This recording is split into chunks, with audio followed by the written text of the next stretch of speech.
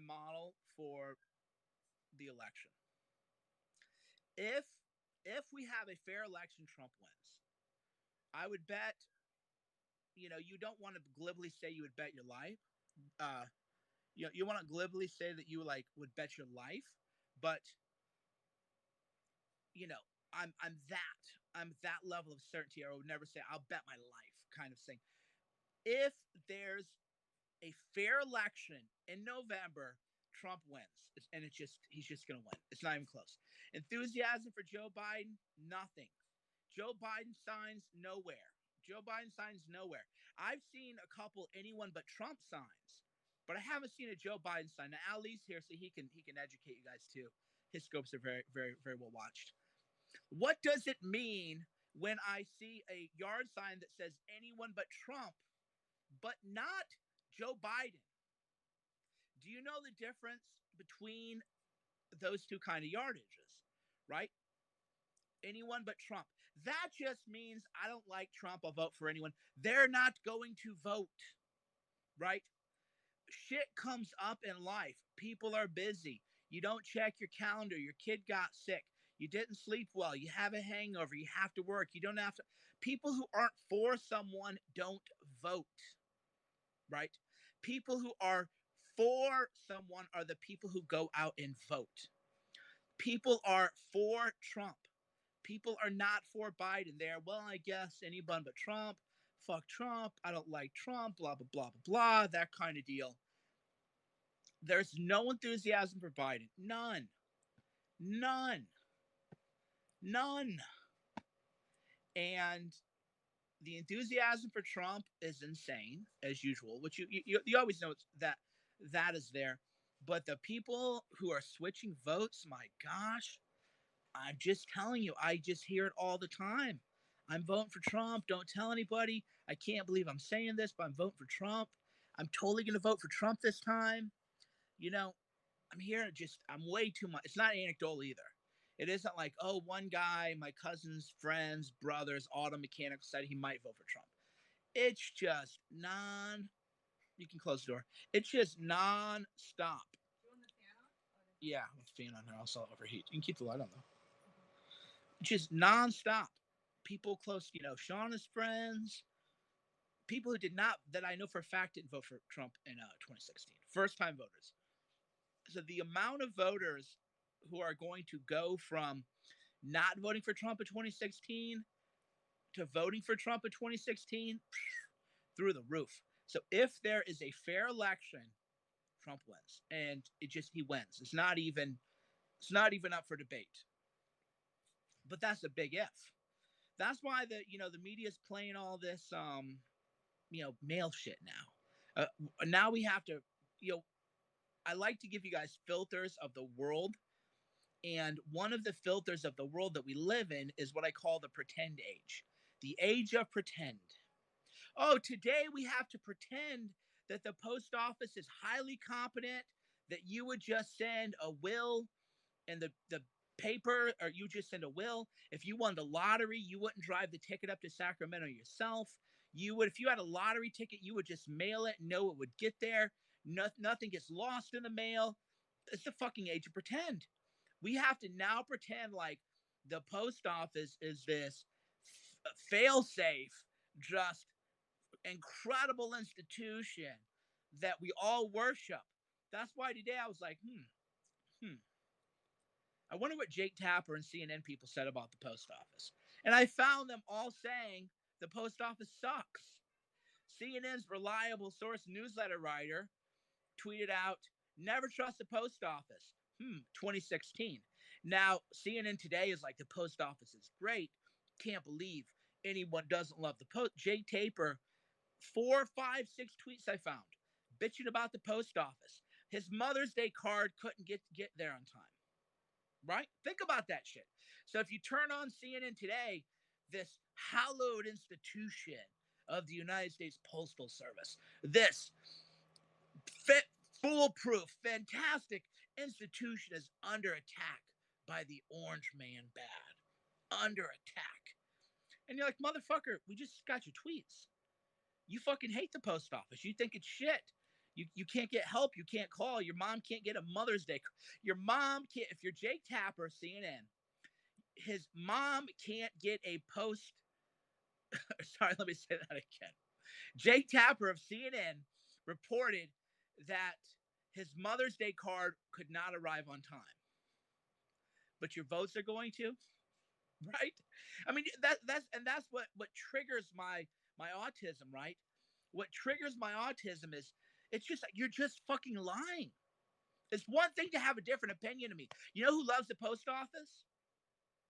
You know who loves the post office and always has? Might surprise you. Do you know who loves the post office and always has? Wait, wait for it. Mike Cernovich.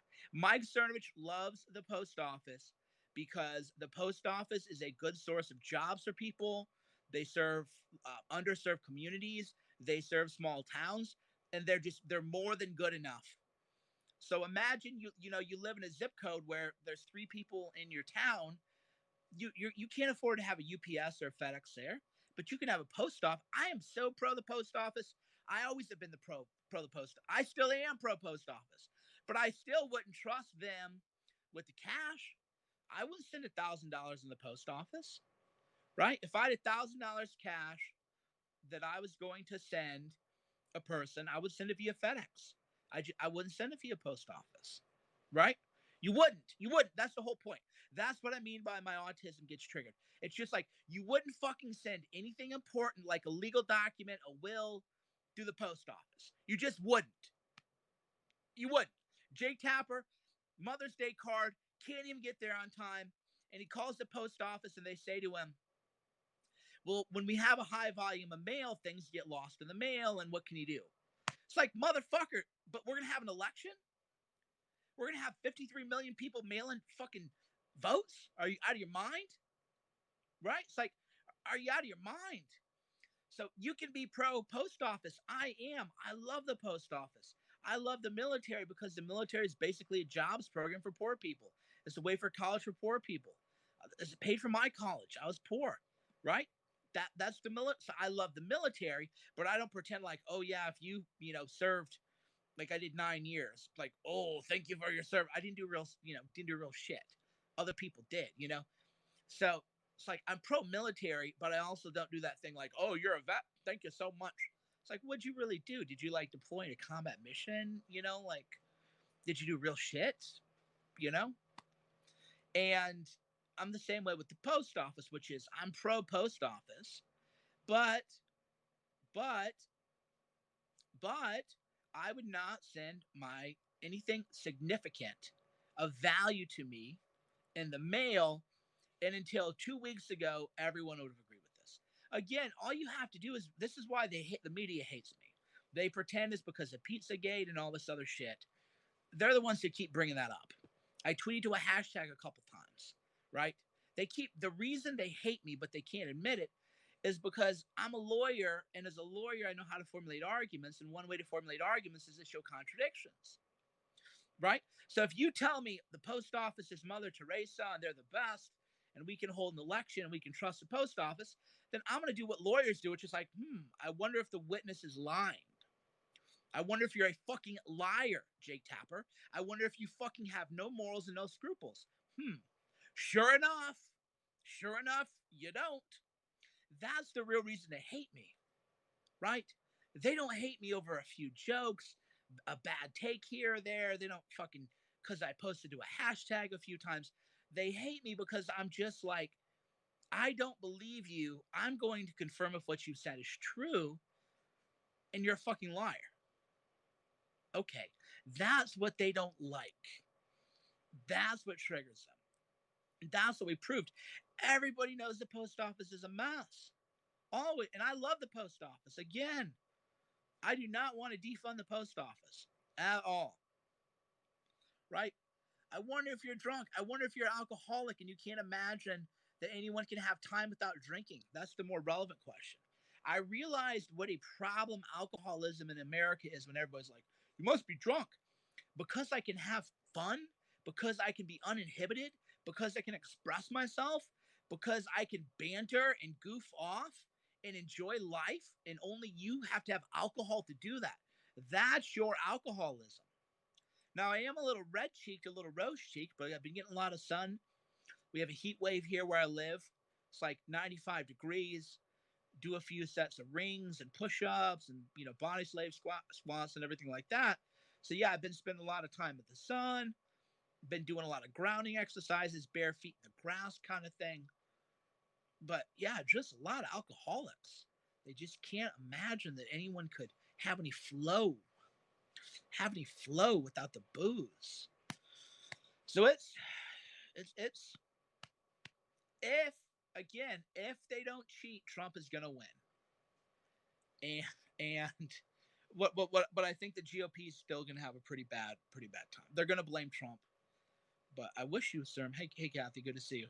I wish I have I had like 10 because I knew it was out of stock, and you know, oh, good to see you. Good to see you.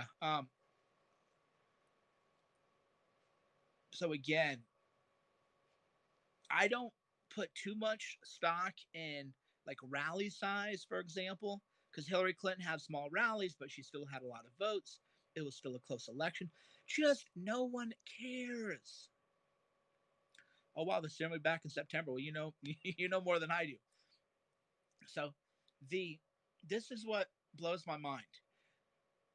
No one cares. Nobody's watching the streams, right? They just don't care. Trump does a thing like the Tulsa thing. They go, "Oh, Tulsa had a poor turnout." But then you went on YouTube and you're like, "Oh my god, are you kidding me?" Millions of people are watching on YouTube. Tens of thousands are watching Biden right now. The production values, even the media bros that I follow on Twitter are like, I wish this wasn't happening. The media bros are afraid, by the way. That's why they're bringing out their new playbook. They're seeding their conspiracy theories early, right? Just like in 2016, they started with Russiagate. In 2020, they're starting with USPS Gate. That's their conspiracy theory. They know that Trump is going to win, right? They know that Trump is going to win a fair election. So to do something about that, they have to create a conspiracy theory now and keep pushing it so that when Trump wins, they can say, "Oh, see, we told you he stole the election, just like Russia in 2016. It's now USPS Gate." Or something. They're data testing conspiracy theory. You notice that CNN poll narrowed? Who saw that CNN post or CNN poll? 5-point lead. They're doing what I fucking said they were going to do. The Democrats, they faked so many votes or so many polls that Democrats were like, "Why vote? Biden's going to win," because people trust the polls. I'm glad you went to the Deplorable. Thank you. Jack Posobiec, one of the event organizers, is here as well. Deplorable. You can thank Jack too. So I said, but they narrowed the polls sooner than I thought. It's still August, bro. I didn't think we would get accurate polls until October. I thought October we're gonna get accurate polls. I didn't know it'd be August. That's how desperate the media is. Shit got real. I don't know what data they saw. I know that I've seen internal Trump polling, and it shows them 3 points ahead.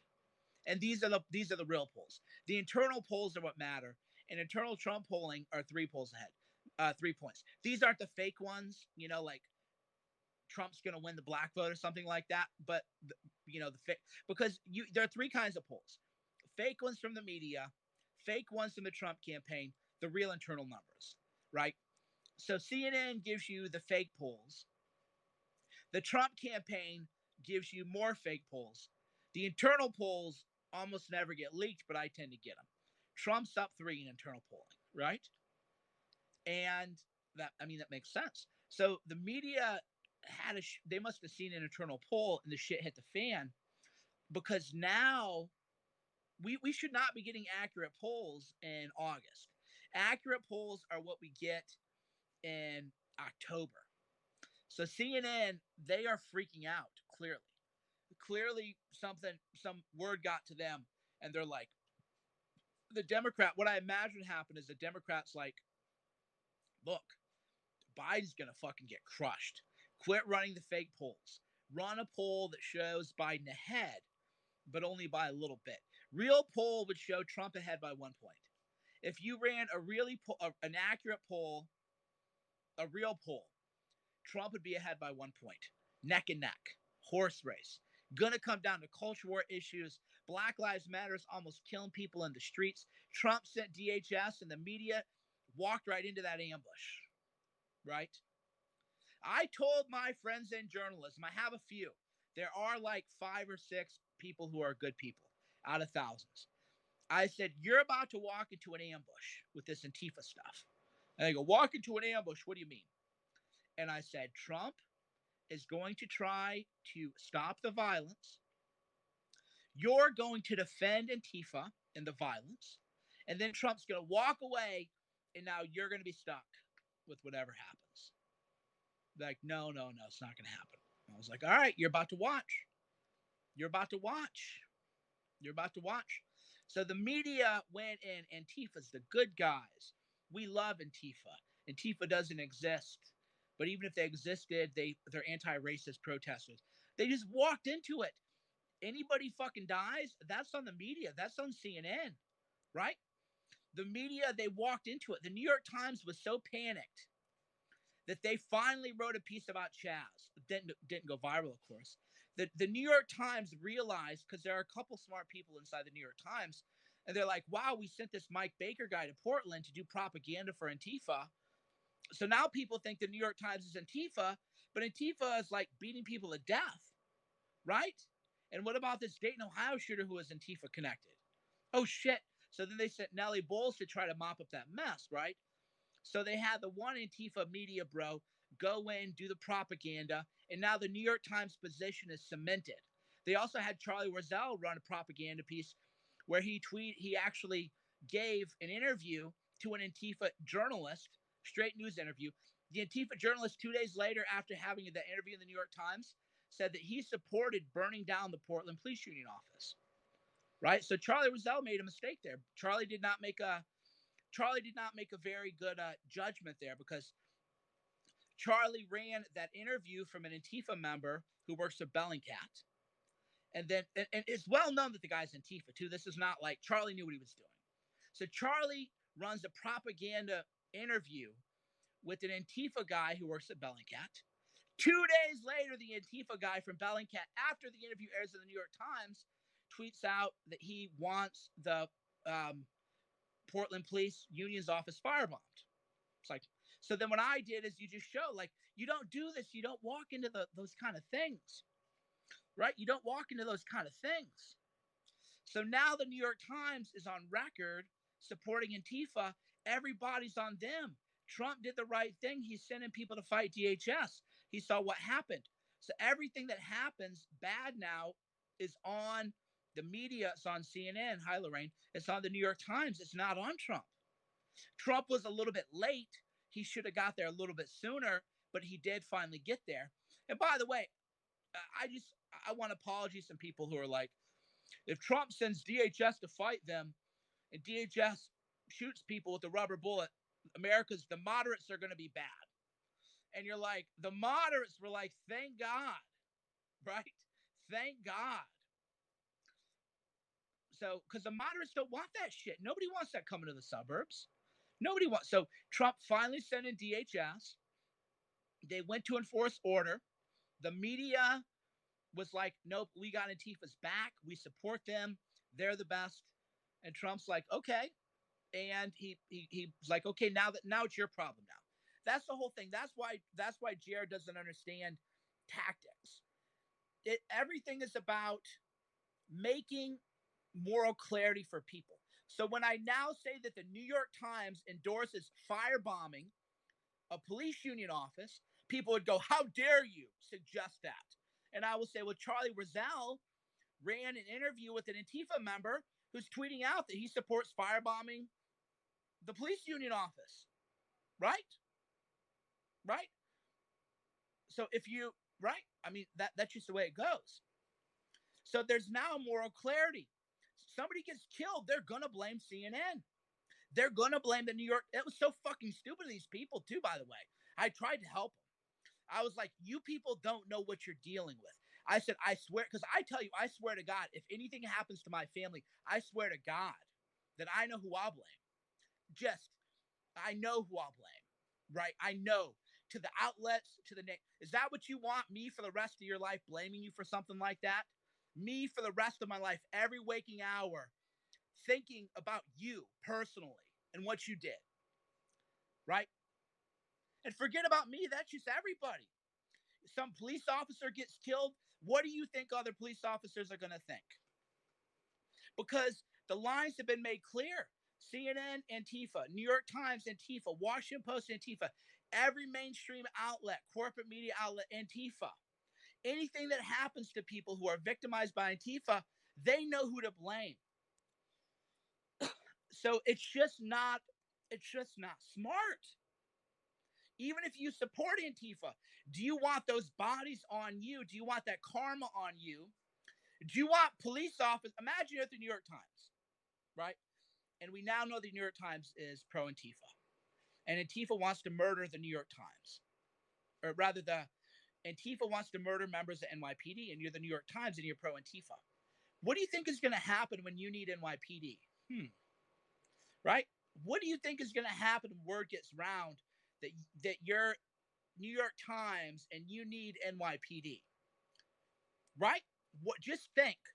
Just think. You didn't have to defend Antifa. This was not a fucking hard moral choice, right?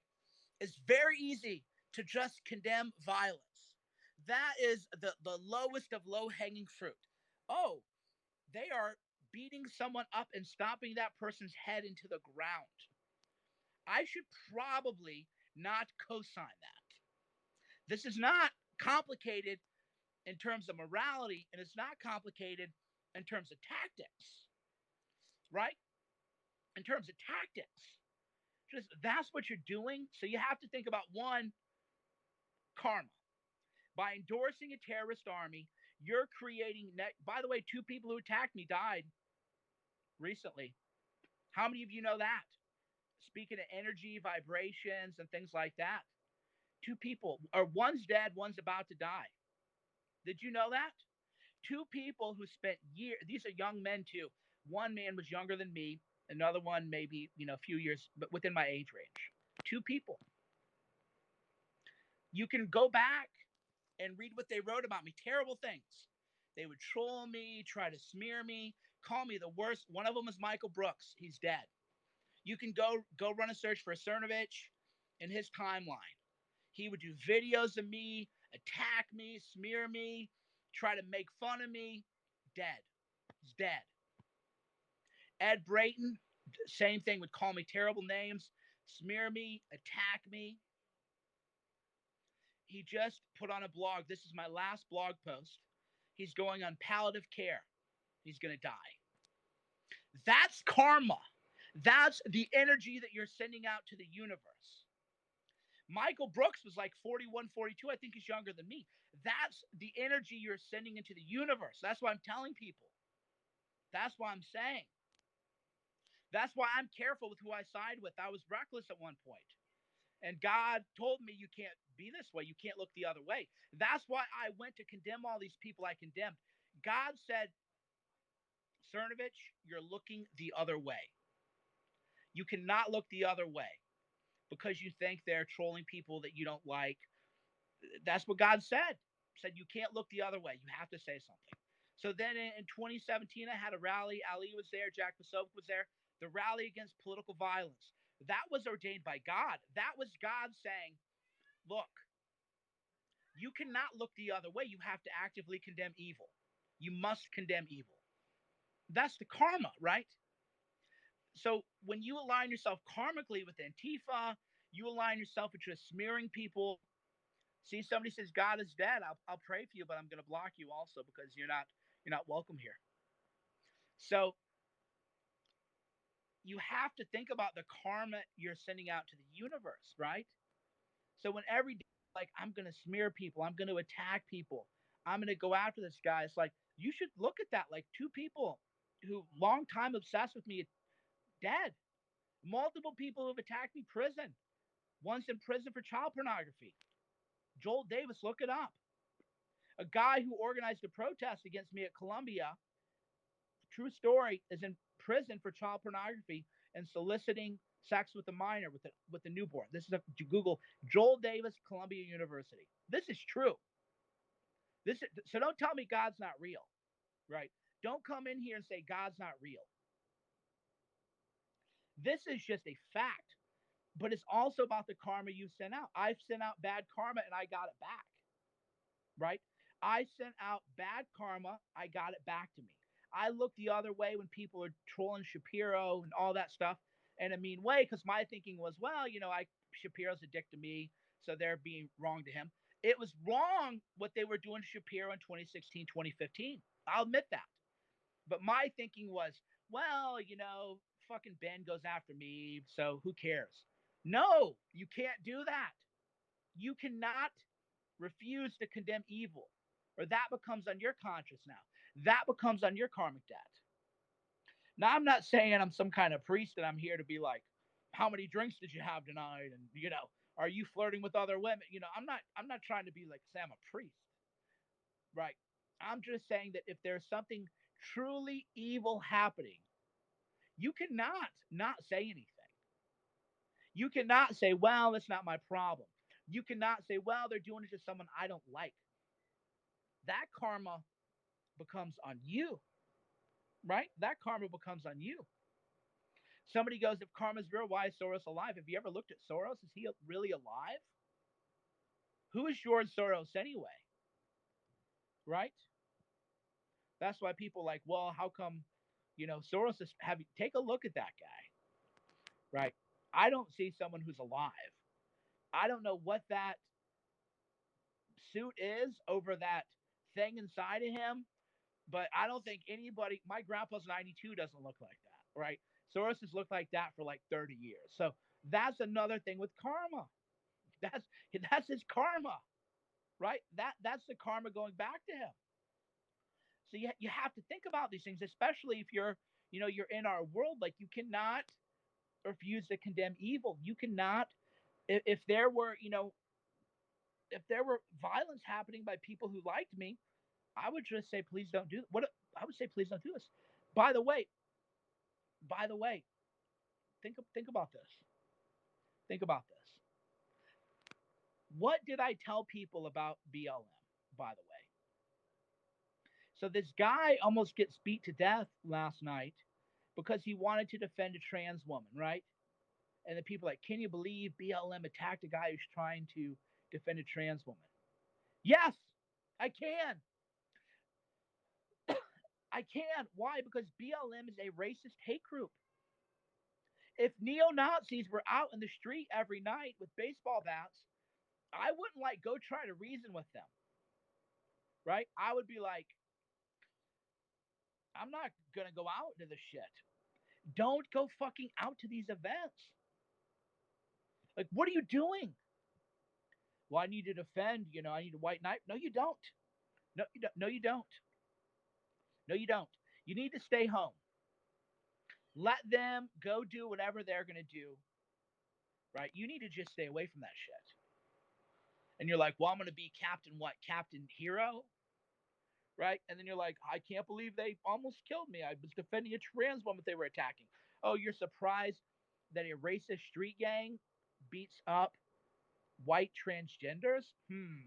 That's shocking. Get some street. I can handle my business and I don't go out into that shit, right? I can handle shit. The kind of people going out there getting beat down, they can't handle it. They haven't seen the inside of a gym, right? Nobody's going to cross the other street when they see that person. And they're the ones going out, oh, I'll just make peace or whatever. We're not in that world, bro. We are at war. Maybe, maybe you haven't got it through your head yet, right? That would be, that would be like maybe something to think about is we are. Hold on. What's that? Don't worry about it. Shauna's parents are over there like, why is Michael yelling? They're, nice persons. We're at war, people. That's what you don't get. Would you go out during wartime and be like, I'm going to go talk to the other soldiers?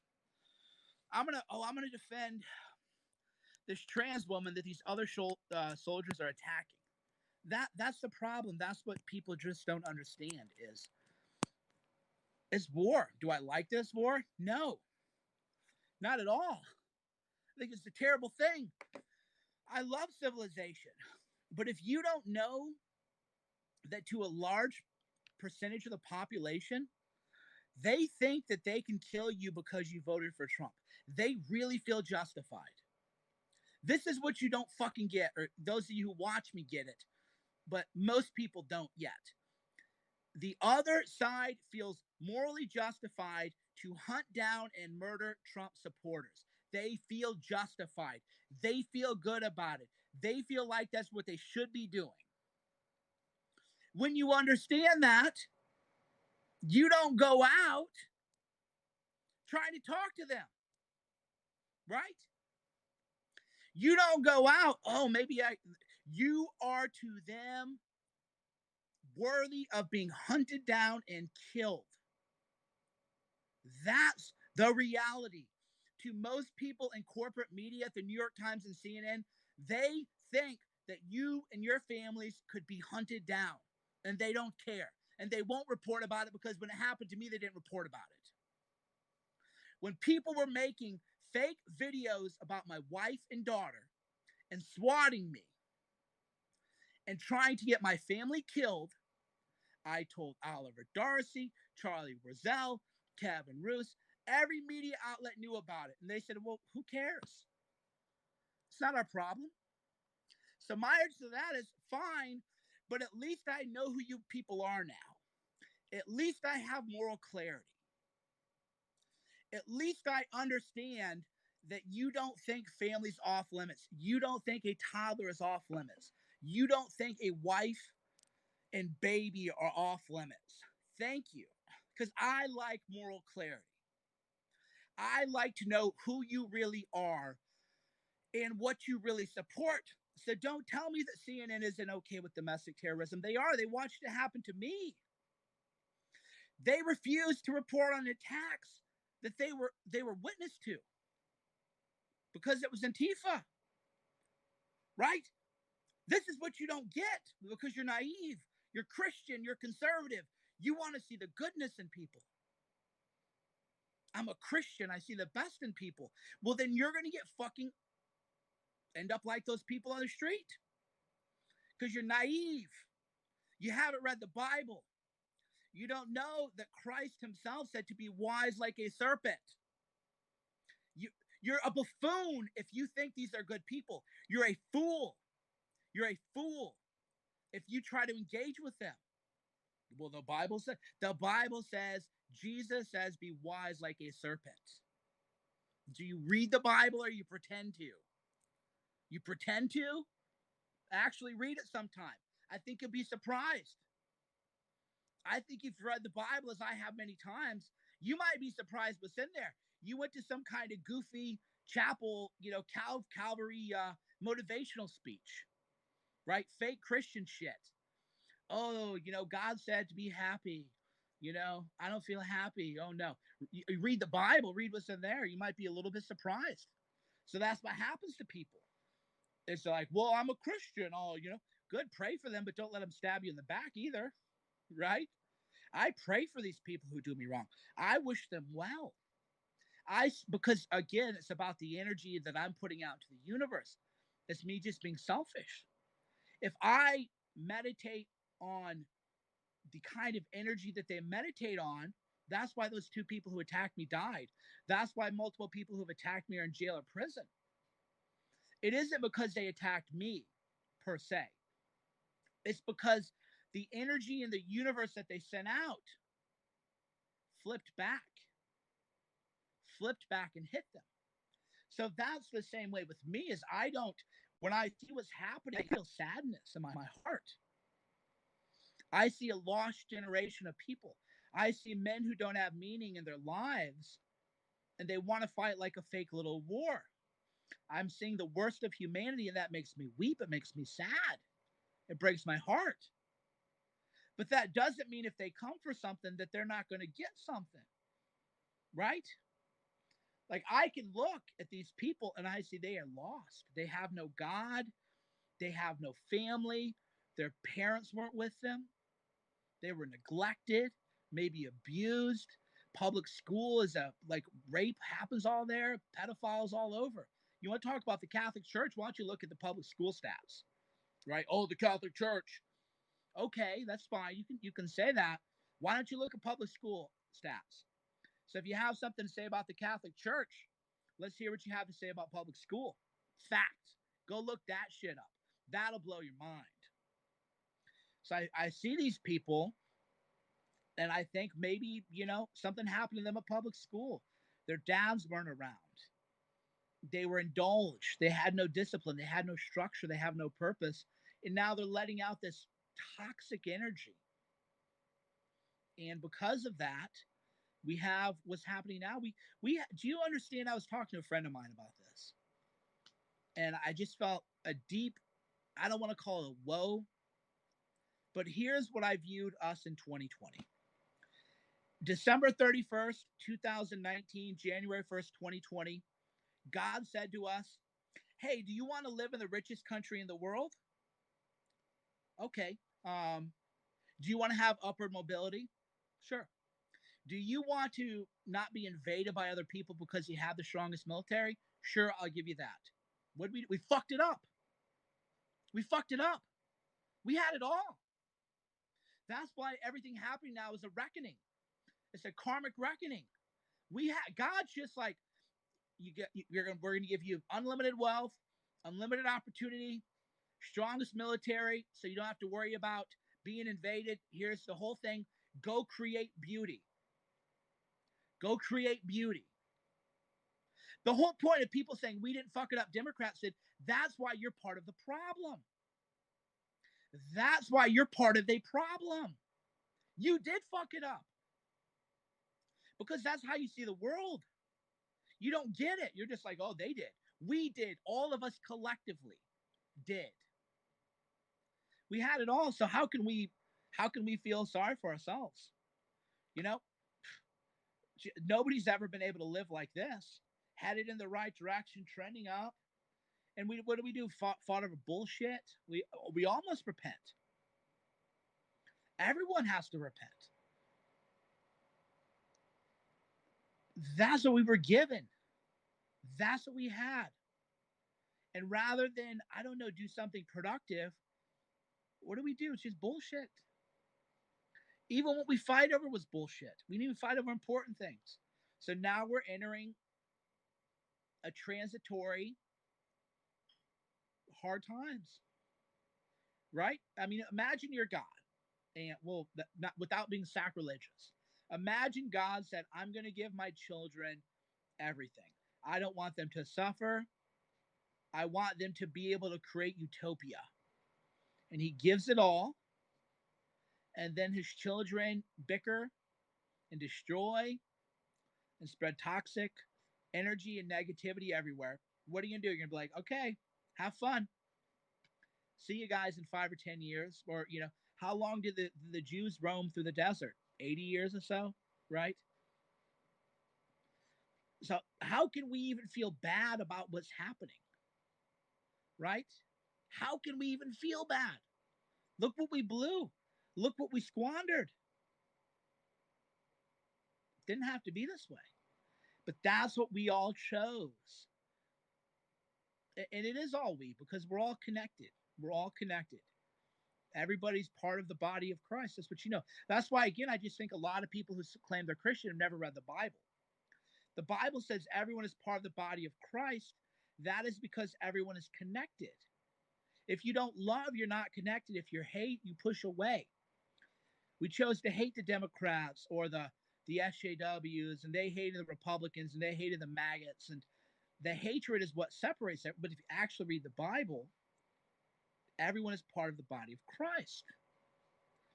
So if you don't understand that on a deep level, you don't understand how to act. You have to act with love. You have to to act with reaching out. That's why I reached out. People go, Mike, even my good brother Ali was like, Mike, you were nice to these people.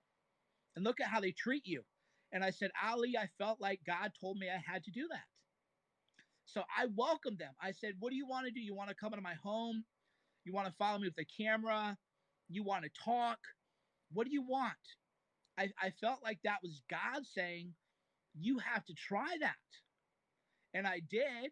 And they've done what they've done. So I don't feel, when the reckoning comes, I don't feel bad at all when the reckoning comes. Right? I don't feel because, but that was what I felt God was saying, is you have to try. And I did. And now it's just a point where, a large part of the country, including the major media outlets, have declared war on their political adversaries, where they want to kill them. They want them hunted down. They want them destroyed. Okay, then. And just in terms of thinking about the world, I would not want me as an enemy, right? If I were just thinking, I'm going to engineer someone as an adversary. Okay. I'm going to take someone who led with love, who really tried, who offered you open conversation, open dialogue, an effort for reconciliation, an effort for unity. And then I'm going to take that guy and betray him. Oh, but the guy's a lawyer, fit, relentless. I'm going to make that guy my enemy. I just don't think that's very smart. Right? I just, if I were thinking about who would I want as an adversary, I would not be thinking I want the person who led with love and really tried and has all these talents and abilities. I wouldn't want that person. I'm just telling you.